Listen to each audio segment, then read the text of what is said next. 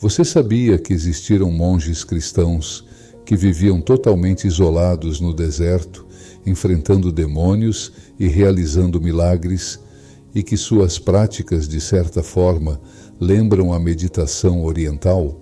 Hoje você vai descobrir como esses eremitas do Egito se aproximaram de algo que muitos associam ao budismo ou ao hinduísmo. Prepare-se para conhecer os monges do deserto e mergulhar num mundo de exorcismos, milagres e comparações surpreendentes com as filosofias orientais. Depois que o imperador Constantino deu liberdade aos cristãos, muitos fiéis sentiram falta daquela fé intensa que os mártires vivenciaram. Para continuar vivendo o evangelho de forma radical, pequenos grupos se retiraram aos desertos do Egito, da Síria e da Palestina. Esses pioneiros ficaram conhecidos como pais do deserto ou monges do deserto.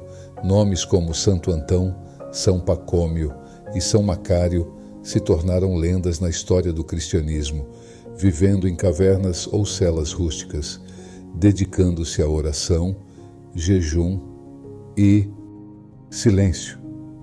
Para eles, o deserto era o lugar perfeito para lutar contra as tentações e buscar uma comunhão profunda com Deus. De acordo com seus relatos, não faltaram experiências místicas, visões, aparições de demônios, curas milagrosas e até exorcismos impressionantes. Você pode estar se perguntando: o que esses eremitas cristãos têm a ver com as práticas da meditação budista ou hinduísta? Vamos começar pelo ponto mais óbvio: o isolamento e a contemplação. Assim como monges budistas que se retiram para templos nas montanhas ou monges hindus em ashrams, os pais do deserto mantinham longos períodos de total silêncio, focados naquilo que chamavam de oração contínua. Inclusive, repetiam incessantemente: Senhor Jesus Cristo, tem piedade de mim, em algo que lembra muito a recitação de mantras orientais. Tanto na tradição cristã do deserto quanto em correntes do budismo e hinduísmo, existe a noção de combater as ilusões da mente. No cristianismo, esses demônios podem ser literais ou símbolos de tentações internas.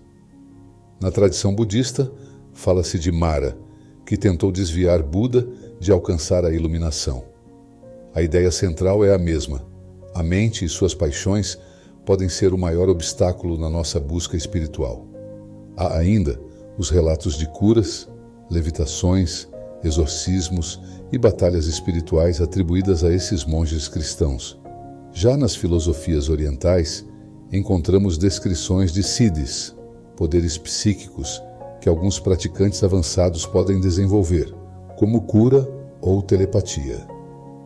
Em ambos os casos, esses fenômenos são vistos como subprodutos de uma vida espiritual profunda.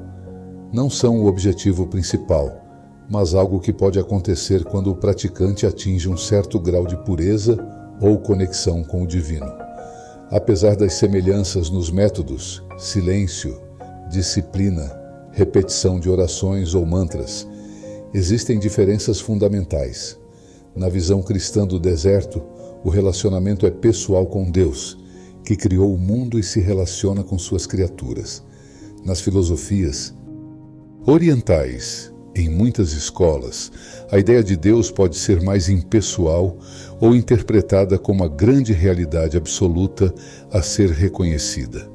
Ainda assim, a busca por libertar-se do apego e das ilusões encontra ecos em ambas as tradições. Um dos exemplos mais famosos é Santo Antão, que constantemente era atacado por demônios, segundo a tradição, mas superava tudo graças à fé e à oração. Se lembrarmos do Buda, que foi tentado por Mara antes de alcançar a iluminação, vemos um paralelo impressionante: o combate simbólico entre o praticante e as forças que o afastam do caminho espiritual. Já São Pacômio, que fundou as primeiras comunidades monásticas, recebia orientações celestiais em visões que o ajudaram a estruturar a vida em comum com orações, trabalho manual e leituras espirituais. Essa estrutura lembra um pouco a forma como monastérios budistas ou ashrams hindus se organizam, com horários fixos para meditação, estudo e trabalho coletivo. Quanto aos exorcismos, há muitos relatos de monges como São Macário ou São Justo expulsando espíritos malignos. Em algumas correntes tântricas orientais, há rituais para afastar energias negativas e até no budismo tibetano existem cerimônias para aplacar demônios. O que muda são os conceitos e as ferramentas rituais, mas a ideia de proteção espiritual está presente em várias religiões. No fim das contas, esses monges do deserto e as filosofias orientais mostram que, ao redor do mundo, diferentes grupos buscaram a mesma essência: conhecer a realidade interior, superar impulsos negativos e alcançar um estado de comunhão com o divino, ou com a verdade última. Mas a grande diferença é que, para os monges cristãos, o ápice dessa busca é a união com Cristo, uma experiência pessoal com Deus que não anula a individualidade, mas a transcende em amor. E talvez aqui esteja a principal provocação da nova reforma protestante. Por que práticas tão profundas como essas foram deixadas de lado? Por que a Igreja moderna se afastou de uma espiritualidade que transforma o ser por dentro? A nova reforma propõe o resgate dessa dimensão esquecida da fé cristã.